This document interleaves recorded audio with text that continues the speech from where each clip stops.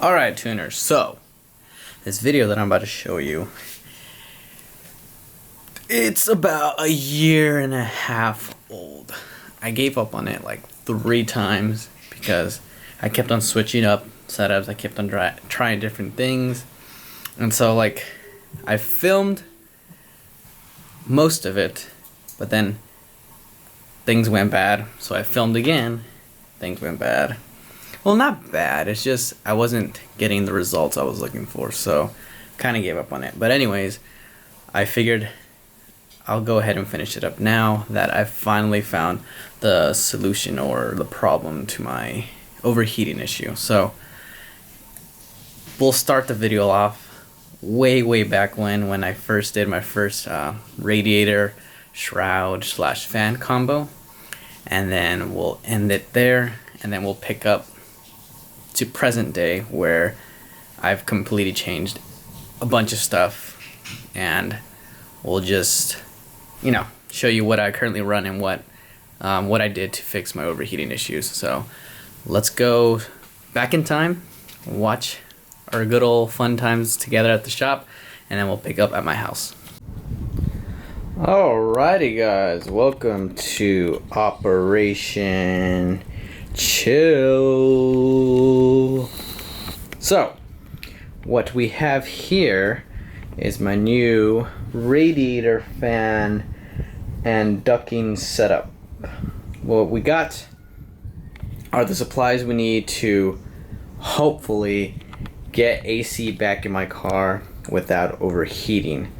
I'm currently not overheating at the moment, but my stock fans, I'm running 2 AC fans, and the problem I'm having with those is that since I'm running the Evo 8 ECU, there's some wiring issue in my car where the fans do not kick in, like without me turning them on manually with the AC knob inside the cabin. So if I were to just let the car idle with everything off inside the cabin, the car will overheat. I have to manually turn them both on with the air conditioning knob, and that's the only way I can get them on. So I've decided to ditch those fans. And another thing is that one of them runs on high while the other one will run on like low. So it's just, they're really bad fans. Like I honestly think it's the ECU problem or a wiring issue. If I had like a stock ECU or DSM link, I don't think I would have this problem, but I'm running the Evo 8 ECU and I have 2 tunes on that, so I'm not gonna mess, with that yet. I might go back to DSM link, I don't know. Anyways, for now I'm gonna switch to some badass Spal fans and we're gonna get some radiator ducting. So without further ado, let's get a close-up on what we got. So first things first, these are my new fans. This is a Spal 13-inch high performance flow, I believe. Oh, I don't even know, but I believe this one flows 1700 CFM, which is going to be the primary. This is going to be my main fan, so this would be on the passenger side of the radiator. And then we have my secondary fan, which is a Spal 12-inch low profile fan, and this one flows, I believe, 1300 CFM. I'll get the correct CFM somewhere in the editing of this video, but yeah, you cannot fit 2 13-inch fans on a stock DSM radiator without them overlapping on each other.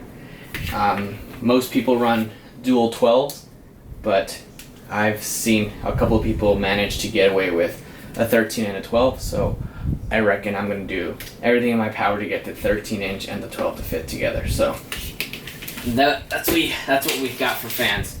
And as you can see, we have our low profile fan right here, and then we got our medium profile. So you can see that there's a difference in height. This is of course going to be on the passenger side, so this is where there's more space, and this is where the turbo's at, so I wanted a lower one for that side. So there you have it. Here's our fans. And now for ducting purposes. Let me zoom out. So, big problem with DSMs is that when you get a front mount intercooler, you remove the stock OEM ducting that comes with the car. That is really important because that provides air to your radiator and it forces it to go to the radiator. I'll show you when we get to the car. There's so much space where air can escape, and not only does the air have to transfer, no, not transfer, but pass through the intercooler first, it has to go from the intercooler to the radiator, and sooner or later, sometime in the future, it's going to go from the intercooler to the AC condenser to the radiator. So with the current no ducting that I have in my car, there's so much air that can escape and get lost, so I want to force all that air directly to the radiator. So what I have is some cardboard right here, this box I'm gonna use as the main, templates. Not the main, but like because cardboard's so easier to manipulate and cut, we're gonna get the main stuff formed with that, and then we're gonna transfer it over to this I don't even know what this material is. It's a plastic sheet, so this is what you make like some billboard signs or like yard signs. This is what it's made out of. And then we got some rubber foam. This is gonna seal the gap between the radiator and the radiator support in the car. And then we got some weather seal that I'm just gonna cut down the line and then apply it around this plastic sheet. So no any rubbing that's gonna be happening inside the car, because my car vibrates a lot. This will cushion it against from wear and tear that's gonna be happening here. And then I have one, how thick is this? Sheet of metal, 26 gauge. This is gonna be for under the car. I'm gonna bend this so it's gonna be like a scoop, where it's gonna be scooping air from under the car that usually will just go by and actually forcing it up into the radiator. And the goal is sometime in the future to, after I transfer all of this from cardboard to plastic, I want to get everything made out of metal. So that's the ultimate goal, but I want to get the templates cut out and what's the word I'm looking for, and mastered before I transfer it to metal, because this right here was, I believe, $10, and the sheet that I need is about this size, and this was like $31. So I was like, I'm not gonna mess with $31 for just trial and error. So I went with this. This was like $5, but sooner or later I'm gonna have to get a whole sheet of metal this thick and make it into that. So enough talking. Let's go ahead and get to the car and see what we got to work with. All right, Operation Cool Down is commenced. We got the radiator out right there. We got the fans and the relay kit to go with it. And what I'm gonna do is I'm actually bypassing the ECU with a Spal thermal switch, which is gonna turn on my fans at 195 degrees and then turn them off at 185, I believe. I opted out for the higher one because people are telling me that this one that I came with this one's rated at 185, 165. So this turns on your fans at 185 degrees and turns them off at 165. And they were saying that's too cold for DSM, which sucks because this actually fits perfectly in there. But I can't use it because it's too cold, and I have to use this different one, the higher temp one, and it doesn't fit. So we're gonna have to drill that. That's actually the drain plug for the radiator. We're gonna have to drill that and then tap it like that. So let's get drilling. Okay, now for drilling, use a 9/16 bit. I'm gonna drill out that hole so we can tap it. Alright, hole's been drilled out. Bye-bye threads. Hey, shut up, Honda dealer. And then now we're gonna get a tap and then tap it out so that the sensor will fit in. And so now we're using a 3/8 tap, and we're gonna mate it to a 5/8 socket so we can tap it accordingly. This is a 12-point, by the way. And such. So let's get tapping. Alright, so it took a little bit more effort than I thought it would, but it is now tapped. And now we can enter the sensor. Bam! Now we move on to wiring. This is how we're going to be mounting the fans. We got, as you can see, the 13-inch primary and the 12-inch secondary. Kind of a big difference between the two. We are going to make metal brackets to connect these points, which is being done over there.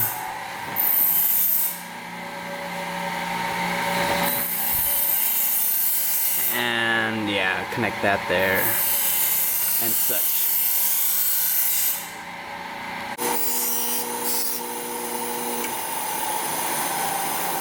Nice.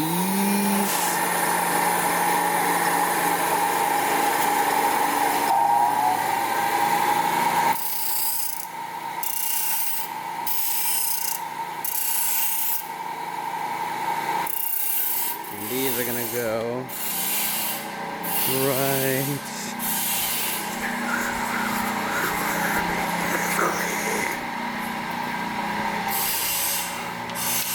here. They're probably gonna run a spacer right there. And we'll have one right there, and then one right here. Alright, so we just got the brackets made, and these things are freaking legit. Like, the time my friend takes to make these is unbelievable. This is not budget tuner status, this is baller status. Fan is nice and sturdy, ain't gonna go anywhere. What's all this guy? Alright, and now we got the beginning of the wiring. I got the 2 relays mounted up right there. They are not touching, it just looks like they are. As you can see, they're both chilling safely next to my 3-port. We got these are red is for the fans plug right there. Gray is for the thermo sensor over there. Orange is for an ignition source, a 12-volt ignition source. And then yellow is for power that we're gonna run to the battery. So that's what the next process is. Alright, brackets are all done. This is too legit. Boom. Sturdy. Sturdy. Now we're just gonna throw it in and wire it up. What else have I done? Oh, yeah. I'm gonna thread in the thermal switch with some sealant tape, and then we should be ready for install. Look how smooth that goes. Alright, let's throw this in the car. Alright, fans are in, and look how much free room I have. So much room for activities now.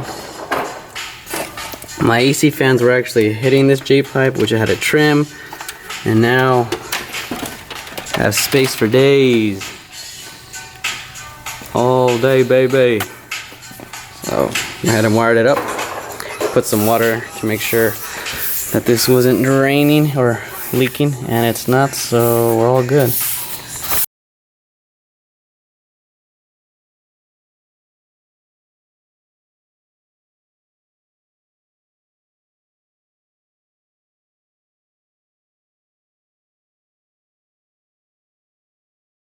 And here we are, present day. I've took out the front bumper so you guys can better understand and see what I actually did. So, in the last video we left off, I actually was running a different radiator, and I was running a different front mount intercooler beam to hold it in place. So, when I finished that, I tried to do some ducting. I cut up a bunch of cardboard like you saw, or the cardboard that I showed. It didn't fit quite right, so what I ended up doing is going to the junkyard and actually picking up the OEM fan shroud that these cars originally came with. And what that does, it was pretty cool. It actually covers like right there, that bumper, that hole right there is meant for the radiator. So that fan shroud that these cars originally came with, it goes from that hole, covers all this open space, and feeds to the radiator. So I figured, you know, hey, since that's the way these cars came OEM, I would just replicate that and cut it up so it would just fit my front mount. So I ended up doing that. I cut it up, but for some reason, the fans weren't pulling as much air as they used to, which makes sense because that shroud ended up covering this portion right here, and as you can see, I have vents right there, so the fans were actually pulling air from those vents and through here into the radiator. But with that shroud, it was covering that up, forcing the fans to just pull air from the front mount. So it was hindering the cooling aspect of my fans that I installed. So I ended up just trashing that idea and then going back to just this original setup. So now, as you can see, I've also changed radiators. This is the Mishimoto X line, and this is for a 1G. The reason I went with the 1G is that, if you can see in my old setup, I think this is so stupid at Mitsubishi. They have the radiator hose routed like this, and it goes into the middle of the radiator. During that routing process, water is traveling over the hottest part of the engine. So, like, it's almost like 2 inches away from the freaking exhaust manifold, which creates a ton of heat. So I thought, you know, that's a stupid idea. Let's switch to a 1G radiator, which takes away, you know, the water hose completely away from the manifold and routes it over here. So I ended up doing that. There is some modifications that need to be done to run this. The tabs on the bottom, like these, that hold the radiator on the bottom, they don't fit, so you have to cut one and then hold it in place with just one, and then these two brackets. And then these two brackets, if you can tell, they're not perfectly aligned, they're kind of twisted. That's what you got to do. So taking these on and off is kind of a struggle, but I honestly think this is worth it. Getting that radiator hose away from that exhaust manifold has helped tremendously. And then, as you can see, my old fans, I just swapped them over here. And then I was having problems with that thermal switch, which I ended up tapping on the bottom of the radiator. That it wasn't reading correctly, or it wasn't reading correctly, meaning it was turning on too late, so the car was overheating still with the placement of the thermal switch. So I ended up, you know, selling that radiator and plugging that hole. And then, if you guys own 1Gs actually turn on their fans by the radiator. They have a place for a thermal switch OEM, while 2Gs do it like over here. So as you can see, let me get closer. Right there. That is where I ended up drilling and tapping the OEM port to accept my Spal thermal switch. So it is, still, let me try to get, it's right there now. So that's how my fans are activated, through that switch. And it's a 195 degree switch. So once the switch senses 195 degrees Fahrenheit of water temperature, it turns on the fans, and that's how it gets cooled. I might switch down to a lower one, like 185, because I found that cruising it's fine, but when I'm really on it, by the time it gets to 195, it passes 195 fairly quickly. So it will take a while to cool it back down. So I might switch sometime later, and we know when summer comes back to a lower temperature switch. So 185 thermal switch would be replacing that, but it works perfectly. And also, like I said, the whole point of the shroud is to force as much air into the radiator as possible without letting it escape. So you can see I put that that, I don't even know what this is called. It's just like a foam, so no air can escape through here. And then I also have some ducting. I have these white tabs that I cut out that feed right there from the front mount to the radiator. So because without these, there's two huge holes on the side of each side of the radiator where air can escape. So now it's just helping, you know, direct air more into the radiator than, you know, letting it escape in places where I don't want it. So that's my new and improved radiator setup. I've been driving this car in like 105 degrees. I do not overheat. It's perfect. And I also installed, oh, it would help if the car was open, a fan override switch. So, oh my gosh, I didn't bring my keys. Hold on, let me get my car open. Okay, as I was saying, I installed a fan override switch.